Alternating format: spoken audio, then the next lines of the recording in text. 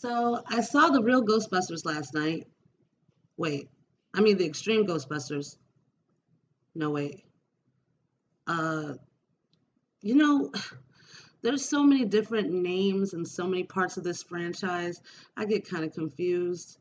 There have been so many different imaginings of it, like the ones I've mentioned, the real Ghostbusters, Ghostbusters, extreme Ghostbusters. That this one that's in the mix kind of meshes in with all of them, if you ask me. Anyway, so I saw Ghostbusters 2016 last night, and I have to say that I wasn't disappointed. I wasn't disappointed. And yes, I know you people out there in nerd world. Hey, I'm a nerd too, so whatever. I know you guys were like, you had your pitchforks and your stakes and torches and stuff, but I really think you guys have totally missed the whole point.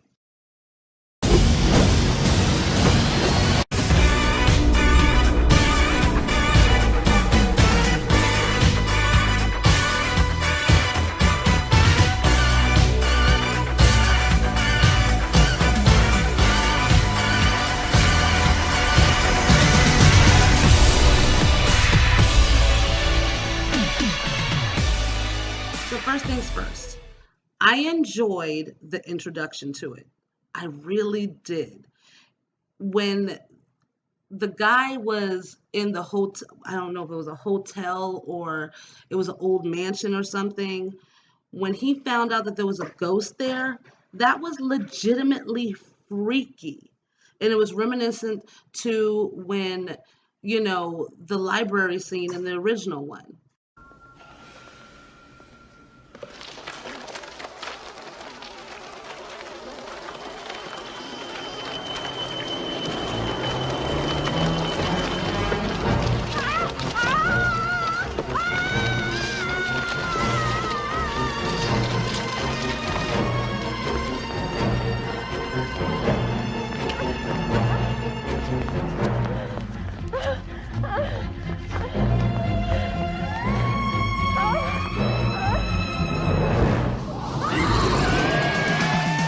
If there's something strange in your neighborhood, who you gonna call?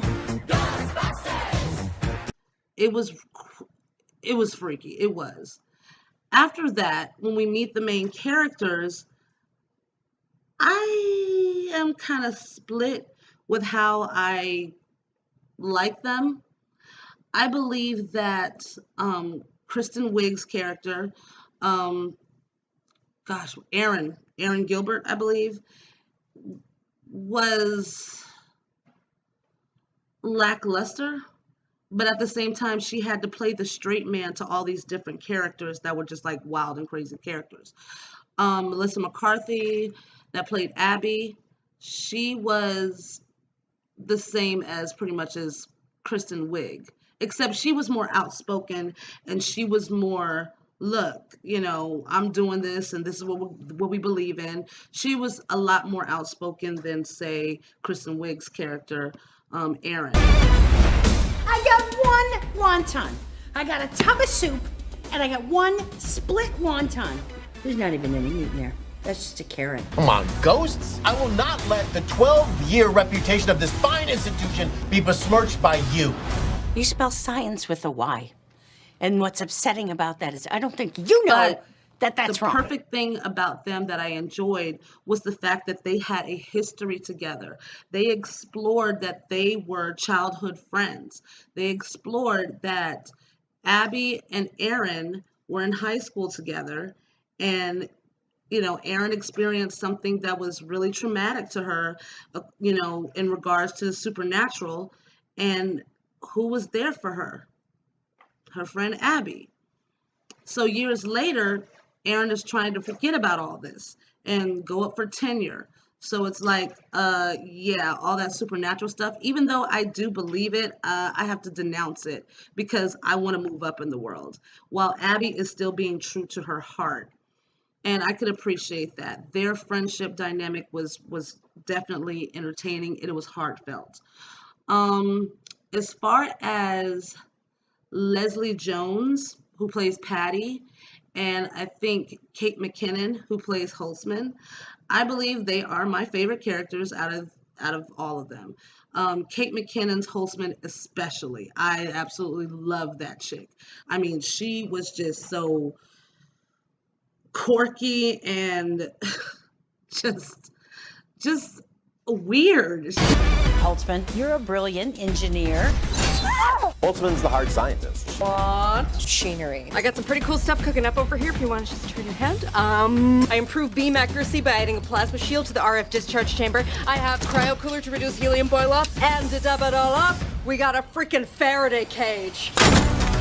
She was a weird girl, but if you think about it, it makes sense. To be somebody that smart, to make all that equipment, you gotta be a little bit quirky. You gotta be a little bit, she was almost like autism smart. She was like high functioning autism and being able to make all these inventions and stuff. But she was just, oh my gosh, just Holtzman was my main girl. And then we have, Patty, played by Leslie Jones.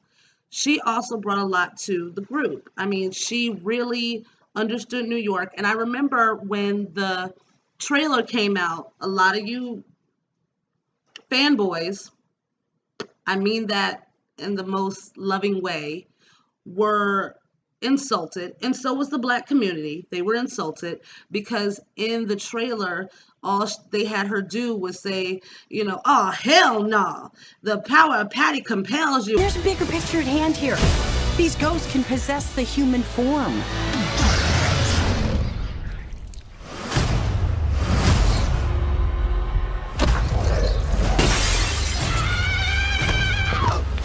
Oh, hell no, the devil is a liar!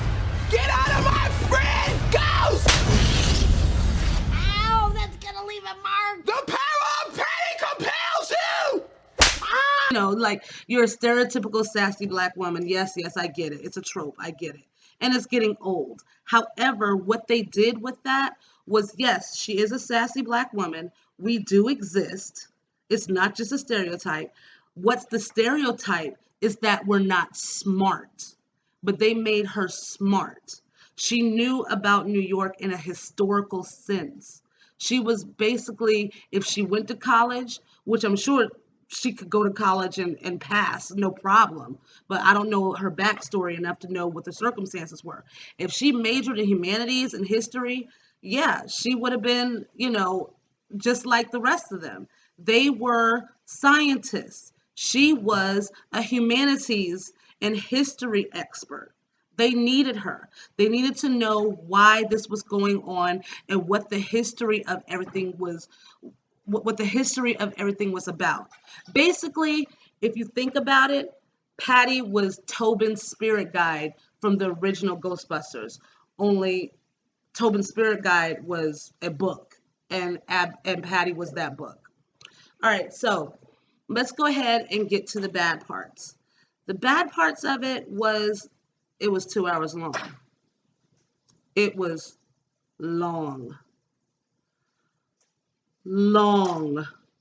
And I have ADHD, and I was like, yo, this is cool and everything, but I need to stand up and stretch and walk around or something. There was a lot of talk. The type of comedy that they used in this was hit or miss. They either had jokes that were really funny or jokes that just was, yeah, that's cute. Really? And I think the reason why is because they were using a type of humor that I like to call banter humor or idle banter humor, where people are just talking back and forth and they say quirky things like in everyday conversations. And you might be like, what, girl, did you really say that? An example of that is when, God, I can't. Bill Murray, the cameo of Bill Murray. And can I just say that he looked drunk? As drunk as he was on MSNBC. Do y'all remember that? Like, honestly, what has gotten into him? I think he just shows up to every set like this. That is, I think, it looks like Bill Murray. Is that Bill Murray over there? Yeah, that's Bill Murray. We'll be back. When you were sitting over there and we were going to the break, I'm not sure that we picked up that your chair fell over there. The audience might have seen it. A defective chair broke. I just did the Letterman show, then went to dinner, had oysters, rosé wine, red wine, duck, and some kind red of wine. green grass fed hanger steak, and then rushed here to do your show just because Jim said that you wanted him to come on the show. Okay, let me just keep it real with you. As a child of an alcoholic, I know a drunk motherfucker when I see one there. And he was drunk, and I'm telling you. Anyway, let's just get back to what I was talking about before. You know, the whole idle banter shtick. Anyway, Bill Murray was playing the skeptic, and they let loose the ghost that they had caught. And it made his ass go out the window, and, you know, I don't know if he died or if he survived. They didn't get into that. I hope he's a believer now because he got his ass knocked out of a window. But anyway, the point is the police came and they were questioning them. And Abby and Aaron started talking about Patrick Swayze movies. Like Patrick Swayze, like you're sitting behind you making some pottery. That's it. And then we were all dancing at a summer camp in the Catskills. And then we sat down and he was behind me and we made a vase. Oh, you're combining the two. I combined a couple of Swayze Oh, movies. you know what was a good one? Roadhouse. I loved Roadhouse. It was just not funny. That wasn't funny. That was just awkward. I was like, oh, yeah, you guys are cute. Yeah. But I will say this. The comedy was basically hit or miss. There were times where I did laugh out loud, but there were a lot of times where I was just like, for example, when Abby told Aaron that the university that her and Holzman works at would hire her, they went up to see the dean, and he was like, honestly, I forgot your department even still existed, and then he fired their asses. They took the equipment and left, and he came out there with a baseball bat. I literally thought that shit was funny. I really did. I'm sorry. I mean, maybe my comedy taste is lowbrow, but that was funny to me because he was so unprofessional. Anyway, moving on. So that was funny. And then let's get to the action sequences. Those were, whether you want to admit it or not, whether you hate the CGI ghost or not, whether you like practical effects versus CGI or not, those action scenes were exciting. They were doing things that the original 1984 Ghostbusters could not do. And that was the part that I really, really enjoyed. Okay, power up.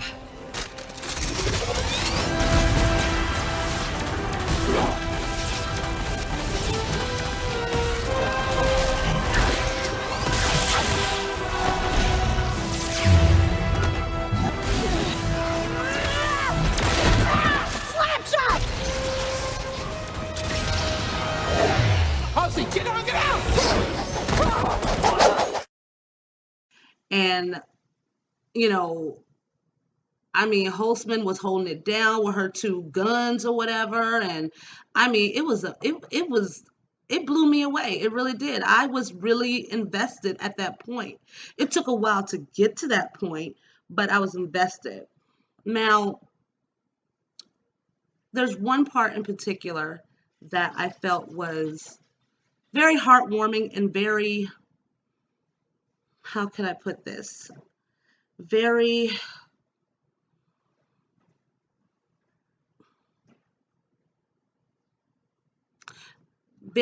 very engaging, and it warmed my heart.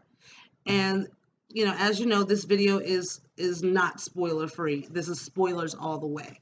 So, you know, it was the part when Abby fell into the vortex or the portal, whatever, and Aaron went after her. And that part right there spoke to me because it's like, yo, you know what? Ain't nobody getting left behind. We straight soldiers, you know. Me and you been through too much together. And I don't know, I got kind of goosebumps when I saw that. So wrapping this up, I just want to say that Ghostbusters 2016 is nothing to be angry about. It's not disrespectful to the original. It had its good moments and it had its bad moments. It drug on forever. I just think they should have edited it a bit tighter. And I'm a little disappointed that it's not connected to the original universe at all. For example, if you look at Holzman, couldn't she have been related to one of the original ones, like perhaps Egon Spangler?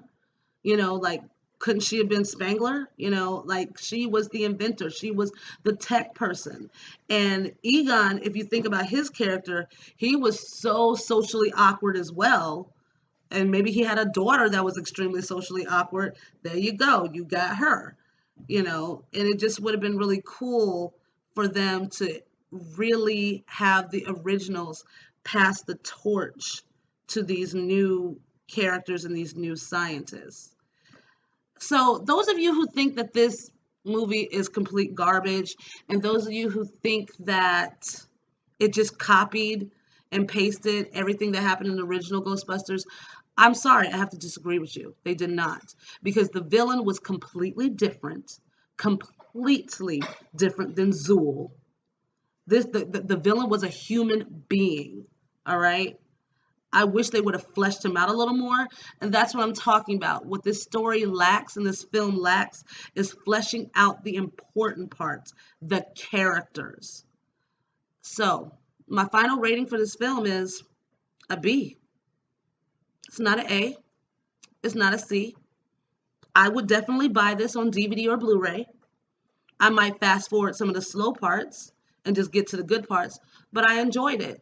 And the people that came with me to watch with me enjoyed it. So, yeah. I'm Lila Debris. Like, share, and subscribe. And my next video will be up real soon.